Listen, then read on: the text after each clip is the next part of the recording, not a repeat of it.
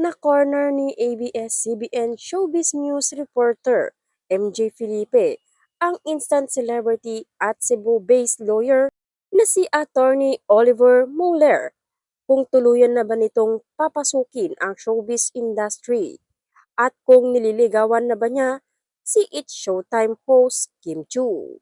Si Attorney Oliver ay searchy sa segment na Especially for You na napili ni Miss Universe Philippines 2023, Michelle Marquez D. Sa unang araw ng pag-ere ng noontime show sa GMA Network. Bukod kay MMD, tinukso-tukso rin si Oliver kay Kim dahil pareho silang taga Cebu.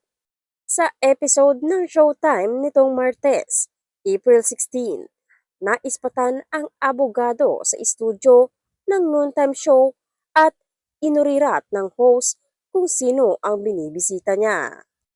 Parang may binibisita siya rito. Ani Bong Navarro. Oo, nako, si Kim Chu yata binibisita. Derechahang hirit ni Vice Ganda. Kitang-kita namang tila kinilig si Kim Chu at kumaway pa kay Attorney Oliver. Bakit ka nagbali? Muling untag ni Vice Ganda. Sagot naman ng abogado. Just wanted to meet some people lang here. Some people? Hirit ni Vice. Sundot na tanong ni Vogue. May particular bang tao na nais niyang makita? Maybe. Aniya. Sa panayam naman sa kanya ni ABS-CBN Showbiz News reporter MJ Felipe, sinabi nitong hindi pa siya sanay sa mga atensyong natatanggap niya mula sa mga tao. Pati raw ang videos niya ng pag-workout na naka-upload sa social media platforms ay pinagpipiestahan ng mga tao. Nang matanong siya kung handa ba siyang pasukin ang showbiz. I'm actually considering it. That's part of the reason why I'm here.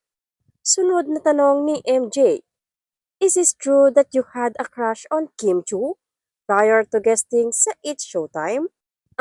I've always thought Kim was such a pretty person. You know, she's from Cebu. So yeah, I guess you could say that. Sagot niya. Segunda pa ni MJ. Are you courting Kim? I don't think it's fair that I speak about that without Kim's permission. So, I'm so sorry. I hope you understand. But Kim is pretty nice. Tugon ni Attorney Oliver. Pero, hindi pa nagpaawat si MJ at inurirat pa ng mas espesipiko ang abogado. So, siya ba ang binisita mo talaga rito sa Showtime? I'm here to meet everyone. Tugon nito. Anyway, abangan na lang ang susunod na mga kabanata kung ano ang unang proyekto ni Attorney Oliver kung sakaling pasukin na rin niya ang pag-aartista.